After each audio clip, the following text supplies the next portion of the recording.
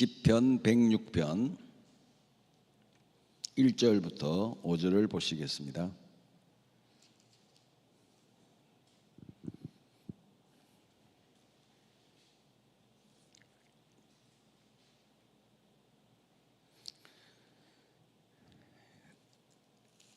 짧으니까 우리 같이 한 목소리로 합독을 하시겠습니다. 시편 106편 구약성경 880페이지 같이 봅니다. 할렐루야. 여호와께 감사하라. 그는 선하시며 그 인자하심이 영원하미로다. 누가 능히 여호와의 권능을 다 말하며 주께서 받으실 찬양을 다 선포하랴. 정의를 지키는 자들과 항상 공의를 행하는 자는 복이 있도다. 여호와여, 주의 백성에게 베푸시는 은혜로 나를 기억하시며 주의 구원으로 나를 돌보사. 내가 주의 택하신 자가 형통함을 보고 주의 나라의 기쁨을 나누어 가지게 하사 주의 유산을 자랑하게 하소서. 아멘. 저녁 진지들 드셨나요? 밥은 먹고 살아야지. 다 먹자고 하는 건데, 오늘은 여러분에게 먼저 좀 자랑을 한번 하고 우리 아기를 한번 보여드릴게요. 우리 다섯 번째 손녀가 100일이 아직 안 된 것 같아요. 100일 다 돼 가는 것 같은데 드디어 뒤집기 월드에 들어갔어요. 뒤집기 월드. 이 나라에 들어가면 홍해를 건너는 것만큼이나 힘듭니다. 한번 보여주실 수 있나요? 예. 감상 좀 해보시기 바랍니다. 못생겼죠? 내 눈에는 너무 이쁜데. 손녀예요, 손녀. 하고는 싶은데 안 돼. 지금 한 10일째 이러고 있어요.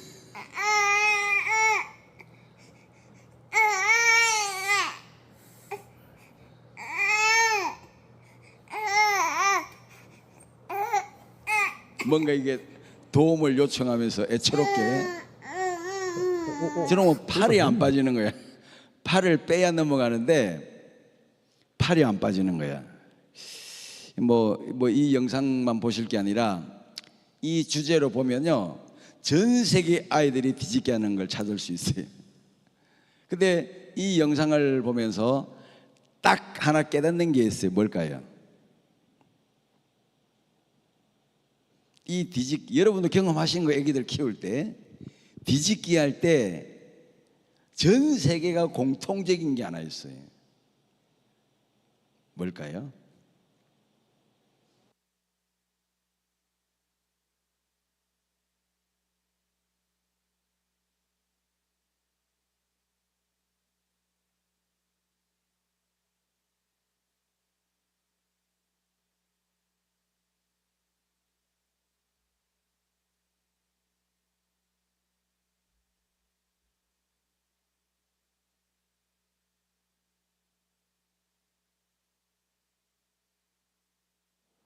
맞습니다. 기다려주고 잘했다 칭찬하고. 자, 10일 동안 얘는 뒤집으려고 노력을 하는데 어떤 부모도 도와줘요, 안 도와줘요? 안 도와줘. 안 도와줘요. 왜 그래요, 여러분? 어째 그런 건 또 배운 적도 없는데 그렇게 잘 아셔요? 안 도와줘. 절대 안 도와줘.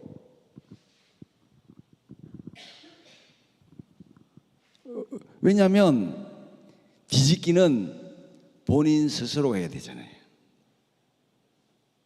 근데 살짝 받쳐주거나 도와주면 더 오래 걸려요.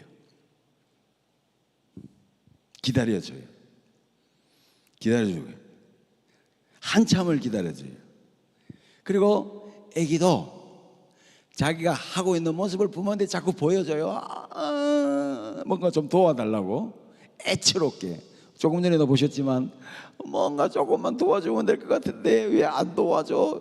이러는 모습이 그 난생 100일밖에 안 된 아기도 보이는 것처럼,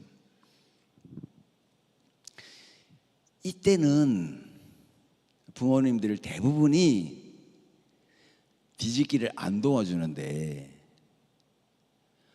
유치원생이 되기 시작하면 부모들이 억지로 끌고 가려고 그래요. 억지로. 그래서 우리나라 같은 경우는 평균 다니는 학원이 5개예요. 5개. 무슨 법칙을 어긴 거예요? 모든 사람에게는 하고자 하는 욕구가 있어요, 없어요? 다 있어요. 그걸 기다려주고 애처롭지만 스스로가 하려고 할 때까지 기다렸다가 잘하게 되면 집중적으로 칭찬해주고 하는 이것을 잘해야 되는데, 어떻게 뒤집기 때와 기어다니기 때까지는 기다려주는데 어느 날 키우다 보면 내 애가 천재 같아. 그 순간에 오박이 시작하는 거예요. 조금 내가 더 도와주면 더 빨리 하겠지 하면서 어떻게 보면 우리 속에 있는 학습의 의욕을, 뭔가 되고자 하는 의욕을 꺾어버리는 거예요. 왜 그러냐? 하나님이 우리를 만드실 때 그렇게 만드셨기 때문입니다. 자, 시편 106편을 보면서 왜 제가 뜬금없이 5번째 우리 손녀의 영상을 보여드렸냐 하면, 시편 106편은 48절까지 가는 정도의 아주 긴 시편 중에 하나입니다. 이 시편 106편은 공부로 친다면 요약문이에요. 우리가 공부를 하고 시험 때가 되면 한 권의 교과서를 한 장으로 요약해서 외우잖아요. 마찬가지로 시편 이 106편은 이스라엘의 40년간에 있었던 어떤 역사를 48절 속에 요약을 해 놓았어요. 그러면 그 40년의 역사라는 것은 뭘까요? 바로 출애굽으로부터 가나안 땅 입구까지 이스라엘 백성들이 걸어갔던 그 40년의 역사를 시편 106편 안에 정리를 해 놓았다는 뜻입니다. 말 그대로 족보라고 할 수 있죠. 우리 시험 칠 때 족보라고 있었잖아요. 선배들로부터 모범 답안을 만들어서, 야, 이 교수님 들어오면 이거 분명히 시험에 나와 하고 족보를 받으면 공부 열심히 안 했던 사람들도 그 족보만 달달달 외워서 공부하면 그래도 시인은 무난하게 받을 수 있는 그런 족보가 바로 시편 106편이라고 할 수가 있습니다. 그런데 시편 106편은 1절부터 5절까지는 역사에 대한, 족보에 대한, 이스라엘의 40년 어간에 대한 이야기를 하기 전에 찬양부터 합니다. 할렐루야, 여호와께 감사하라. 그는 선하시며 인자하심이 영원함이로다. 우리 아주 자주 접하는 시편의 한 구절입니다. 여호와께 감사하라. 그는 선하시며 그 인자하심이 영원함이로다. 어떻게 보면 이 식구는 시편 106편 전체에 흐르고 있는, 어떻게 보면 후렴구라고 할 수 있고 반복구라고 할 수가 있을 정도로 중요한 구절입니다. 뭐냐면요, 누가 능히 여호와의 권능을 말하며, 누가 주의 정의를 말하며, 누가 주의 은혜를 말하며, 누가 주의 백성들에게 형통함을 주는 것을 말하겠느냐? 한마디로 말해서 이스라엘 40년의 역사는 하나님의 영원하신 사랑과 인자하심을 드러내는 그 역사라는 것을 우리에게 설명해 주고 있다는 사실입니다.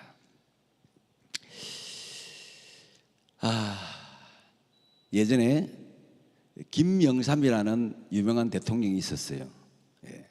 그분이 정치 얘기 아닙니다. 오해하지 마세요. 정치 얘기 아니고 재미있는 조커입니다. 그분이 정치적인 탄압을 받아서 연금 상태가 되었어요. 연금 상태가 되어서 전혀 정치적인 활동을 못하게 하니까 이분이 겨우 할 수 있는 일을 허락받은 게 뭐냐? 등산 다니는 건 해라.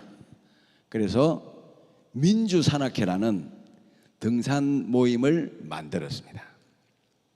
그래서 늘 주말만 되면 대한민국의 높은 산을 올라갔던 거죠. 그러니까 그래도 정치 지도자 한 사람이 산을 올라가니까 따라가는 사람들도 같이 따라가고 기자들도 뭔가 질문을 하고 싶으니까 궁금하니까 늘 따라다닌 거예요. 그런데 어느 날 월간조선에서 민주산악회 등산 가는 김영삼 대통령을 월간조선 기자가 인터뷰하고 취재한 것을 올려놓은 글이 굉장히 많은 사람들에게 회자된 적이 있습니다. 그래서 이 월간조선 기자가 이렇게 물어봤어요. 총재님, 왜 그렇게 산에 올라가려고 하십니까? 이렇게 물어봤어요. 그랬더니 이 말에는 뼈가 있는 거거든요. 아니, 좀 편하게 사시지. 아버님이 장로님이시고 저 그제도 남해에서 멸치도 많이 잡아서 부자인데 뭐 하려고 그렇게 대통령을 꿈꾸면서 이 어려운 고난의 길을 가십니까? 라고 물어본 것을 물어본 거예요. 왜 산에 올라가느냐로 물어본 거예요. 그러니까 김영삼 대통령이 뭐라고 하냐면 산이 내 눈에 보이니까 올라가고 싶더라. 이렇게 표현을 했어요. 지금 정말 어떻게 보면 우문현답을 한 거죠. 우문현답을. 그러면 그 산에 올라가면 뭐가 좋습니까? 또 이렇게 물어봤어요. 물어봤더니 산은 재밌는 게 있다. 높이 올라간 만큼 밑이 보인다. 이렇게 표현했어요. 사람은요, 밑에서 사는 삶과 조금 높은 데서 사는 삶, 그리고 아파트도 주로 어떤 아파트가 비싸요? 고층 아파트가 비싸고, 유명 관광지는 다 어디에 있어요? 스카이라인이 높은 데 있어요. 사람은 이 도시 속에서, 내 삶 속에서 갇혀 살 때는 잘 안 보여요. 그런데 멀리 높이 올라가서 보면요, 마을이 내려다 보이는 데 사는 사람은 마음이 넓어져요. 근데 이것과 비슷한 게 또 하나 있어요. 높은 데 안 올라가도 정말 여러분 삶에 꼭 해야 되는 게 뭔지 아세요? 해외여행입니다. 왜 해외여행 가야 될까요? 멀리서 내 삶을 한번 돌이켜보게 돼요. 이해되시면 아멘. 왜? 각박하고 일상이 반복되는 그 깝깝한 삶에서 늘 눈앞의 것만 허덕이면서 고통스러워하던 그 삶을 잠시 벗어나서 구경꾼의 입장으로 내 삶을 한번 돌아보는 거예요. 그러면 아이고, 이런 말이 나옵니다. 아이고, 부질없지. 뭐 하려고 그렇게 아동바동 살았는지 모르겠네. 이런 말이 저절로 나옵니다. 그래서 여행을 자주 갔다 오는 사람은요, 이상하게 사람이 좀 커져 있어요. 여행을 한번 갔다 오시면은 마음이 좀 넓어져 있고 알게 모르게 여유가 생겨버려요. 그래서 예전에는 해외를 못 가니까 어디로 갔던 거예요? 등산이라도 하면서 높은 데서 내려다보는 삶을 살았던 거죠. 마찬가지로 시편 106편이 우리에게 알려주고 싶은 것은 좀 되돌아봐라는 거예요. 한번 뒤돌아보라는 거예요. 우리의 인생을 좀 뒤돌아보면서 관찰하라는 거예요. 영적으로 생각하면 영적으로 좀 높은 데 올라가서 내 삶을 하나님의 시각에서 내 인생을 좀 바라보라는 거예요. 그러면 문제가 보이고, 문제가 보이면 해결책도 보인다는 것입니다. 동의하시면 하면, 그렇게 우리에게 족보를 가르쳐주는 것이 바로 시편 106편이라는 사실입니다. 저는 여러분들에게 인생은 하나님을 만나서, 예수님을 만나서 거듭난 다음에 어린아이 같이 갓 태어난 어린아이가 뒤집기를 통해서 누워서만 보던 세상을 드디어 엎어서 보다가, 그리고 일어서서 보다가 나중에는 높은 데 올라가서 인생을 보게 되는 것과 같이 영적으로 높은 데 올라가서 보는 삶을 살야 되는데, 그 삶은 어떻게 되느냐? 40년 인생 대학을 마쳐야만 가능해진다는 것입니다. 그래서 저는 늘 나의 나를 계수해봐요.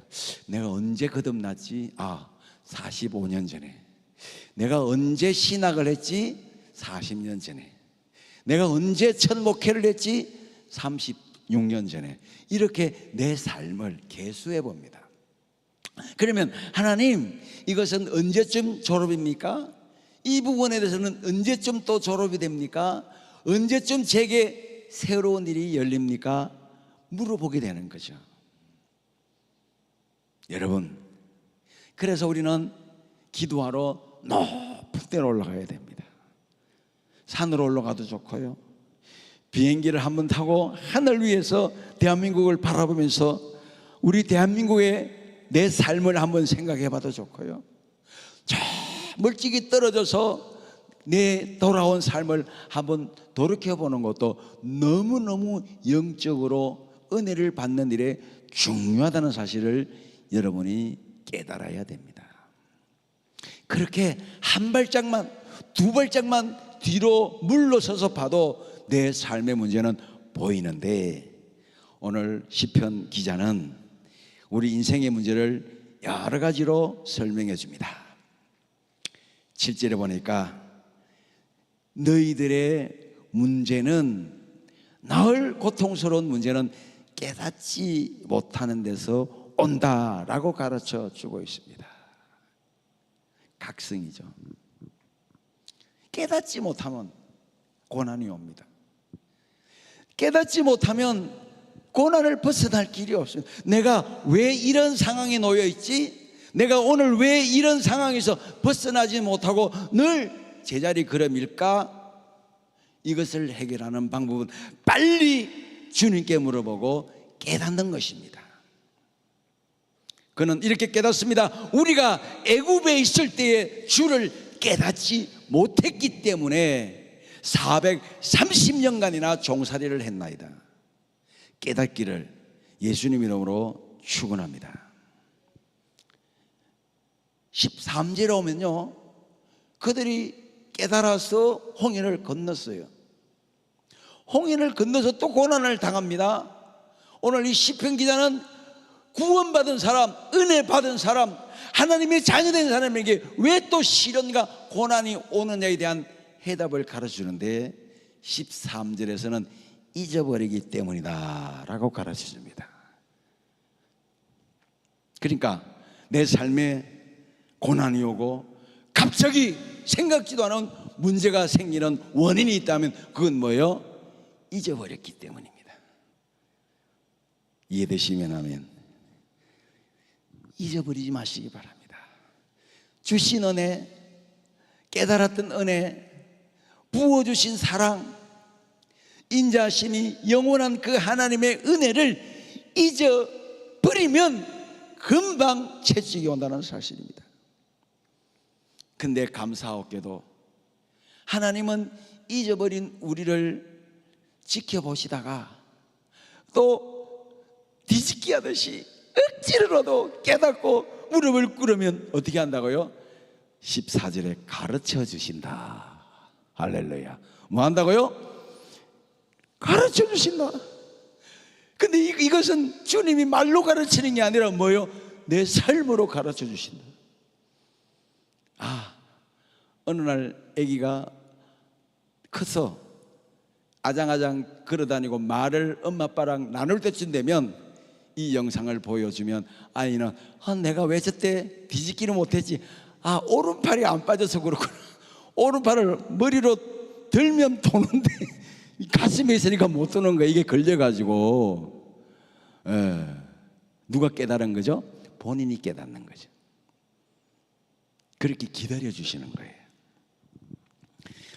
자, 그렇게 해서 또 시련을 이기고 사막에서 하나님을 시험했다가 또 하나님의 은혜로 또 한 걸음을 걸어갔을 때 또 고난이 와요. 또 고난이 와요. 그럼 왜 고난이 오느냐? 이젠 조금 더 차원 높은 고난이 와요. 그 이유를 16절에서는 너희가 질투하였기 때문이다. 늘 우리 목사님이 비유삼아 하는 말씀이 있잖아요. 같은 신학대학을 졸업하고 신학대학원을 졸업했는데 동창회를 안 간다고. 왜 안 갑니까? 공부할 때는 고만고만한 놈들이 앉아서 공부했는데 어떤 친구는 벌써 장성하여서 큰 교회를 담임하고 또 어떤 친구는 뭐 큰 사역을 하는데 난 아직도 초라한 개척교회라면 그걸로 더 은혜를 받아서 열심히 하면 되는데 어떻게 하는 거예요? 질투가 생기는 거예요. 영적으로 거듭난 우리에게도 뭐는 여전히 남아있다? 질투는 남아있다는 것입니다. 그들이 진영에서 모세와 여호와의 거룩한 자 모세를 질투하였기 때문이라. 모세는 그런 연단의 자리에 올라가서 민족의 지도자가 되고 하나님의 지도자가 되기까지 80년이라는 훈련을 미리 받아서 높은 자리에 올라갔는데 이제 막 홍해를 걷는 자들이 모세의 그 지도권과 그 능력을 질투하는 게 말이나 됩니까? 근데 제가 목회를 해보니 목사하면 다 목사인 줄 알더라고요. 나는 목사 안수받은 지가 30년 넘었고 40년이 넘었는데 세상 생활하다가 직업생활 다 은퇴하고 50, 60 되신 목사님들이 나랑 동급인 줄 목사인 줄 알더라고요. 굉장히 기분 나빠요. 막 먹으려고 그래요. 굉장히 스트레스 받습니다. 근데 대놓고 제가 그분들을 함부로 대할 수가 없어요. 목사의 40년 연륜이 장난이 아니에요. 만나온 세월과 만난 사람이 얼마나 많겠습니까? 겪어온 시련들이 얼마나 많겠습니까?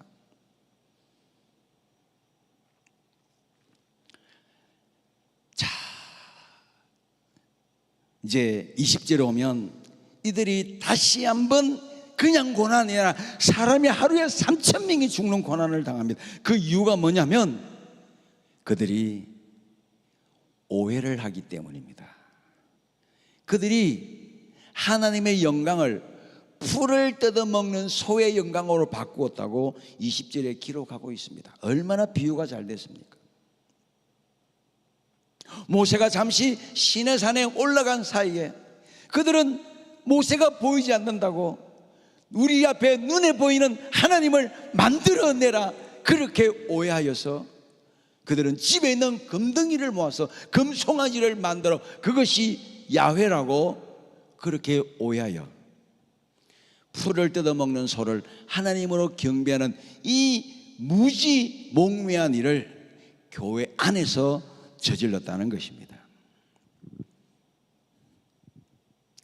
사랑하는 여러분, 이처럼 시편 106편에는 인생 대학 40년을 살면서 우리는 모두가 동일한 성장의 길을 걷게 되는데 그 영적인 성장의 길과 인생 성장의 길은 거의 흡사하고 확장적으로 보면 그 길이라는 것을 우리에게 보여주고 있다는 것입니다.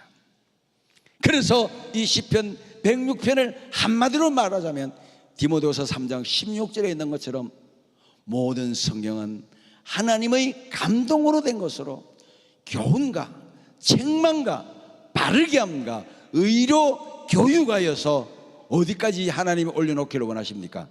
하나님의 거룩한 시온산 가나안, 그 영원한 하나님의 나라까지 우리를 올려놓으시기 위하여 어쩔 수 없이 하나님은 하염없이 기다려주면서 우리가 뒤집기를 하든 일어서기를 하든 걸음마를 하든 달리기를 하든 아니면 독수리처럼 날아가기를 기다리시면서 우리를 성장시키고자 하시는 이 놀라운 일들을 박영선 목사님은 한마디로 이렇게 표현합니다.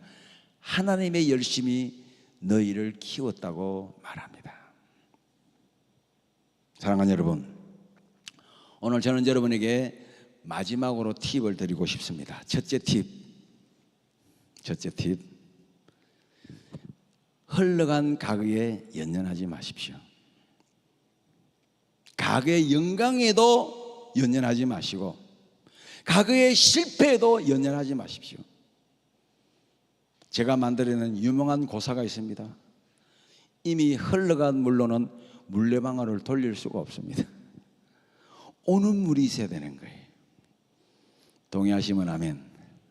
흘러간 물에 연연하면서 그때 잘할걸, 그때 내가 왜 그랬을까, 그렇게 하면 영적으로 아무 유익이 없습니다. 우리는 오로지 뭘 쳐다봐야 돼요?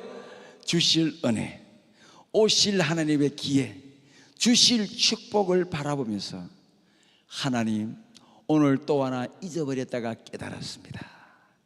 하나님 오늘 또 하나 하나님 앞에 은혜를 입었습니다.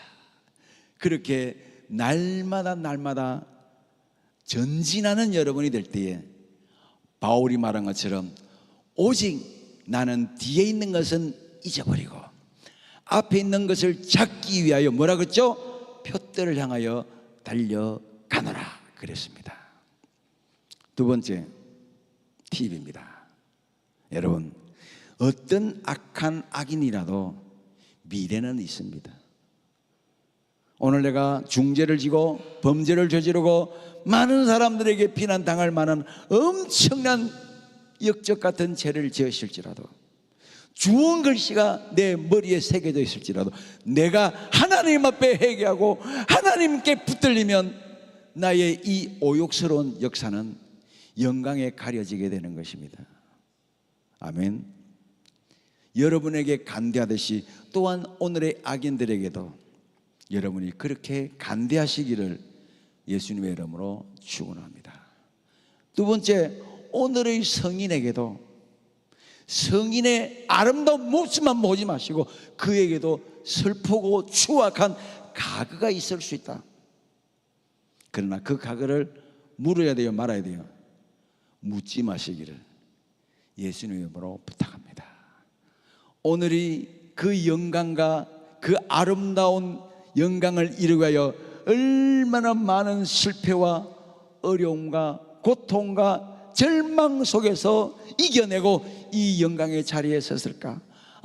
아름답도다 빛나는 저 성인이여 하기 전에 그분에게도 숨길 수밖에 없는 슬프고 부끄러운 과거가 있음을 아시고, 우리는 악인에게도 미래를 주고 선인에게도 과거가 있다는 사실을 알고 또한 나 역시 그러하다고 생각하시고 우리는 영적으로 더 성숙해서 더 밑으로 내려다보는 그런 높은 정상의 자리에 올라갈 수 있는 저와 여러분이 되기를 예수님의 이름으로 축원합니다.